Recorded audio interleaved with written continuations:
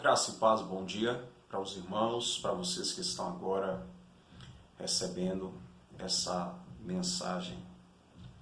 Atos capítulo de número 9, versículo de número 3, diz assim: E indo no caminho, aconteceu que chegando perto de Damasco, subitamente o cercou um resplendor de luz do céu.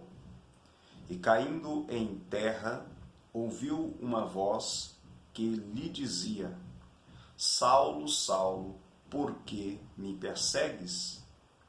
E ele disse: Quem és, Senhor? E disse o Senhor: Eu sou Jesus, a quem tu persegues. Duro é para ti recalcitrar, lutar contra os aguilhões. Eu quero rapidamente refletir com você nesse texto e dizer assim: o sentido dessa palavra aqui é: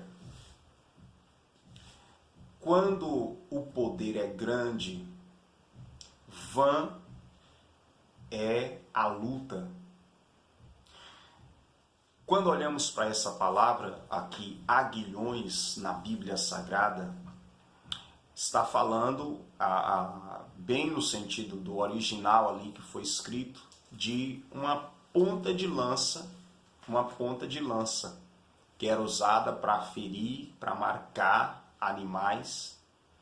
E o sentido aqui para essa palavra é que ninguém consegue resistir esse poder. Foi isso que Jesus disse para Paulo. A Bíblia diz que Paulo ele estava indo prender e perseguir a igreja de Deus. Ele estava tentando parar a missão da igreja e o crescimento da obra de Deus na terra. Da obra a qual Jesus Cristo determinou para os seus discípulos. E o que ele disse? Ide e fazei discípulos de todas as nações. Então, os discípulos de Jesus estavam se multiplicando, estavam crescendo, a obra de Deus expandindo de uma maneira assustadora. E Paulo, como um religioso, um fariseu religioso, recebeu autorização para se levantar e impedir e barrar o crescimento da igreja. Mas é importante a gente entender que esse crescimento e esse progresso do reino de Deus, o poder para que houvesse a expansão e o crescimento era do próprio Cristo, era do Senhor Jesus Cristo. Então, ali era uma resistência religiosa e espiritual contra a igreja, tentando impedir.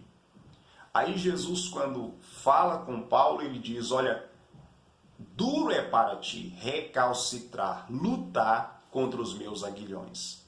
Jesus está dizendo: o poder é grande, é duro para você lutar contra esse poder. Não tem como vencer esse poder. Não tem como resistir o poder de Cristo e o crescimento da igreja. Porque quem promove o crescimento, quem controla o crescimento, quem faz a obra de Deus expandir é o próprio Cristo. E os discípulos de Jesus tão somente se colocam à disposição de Cristo para fazer o que ele determina.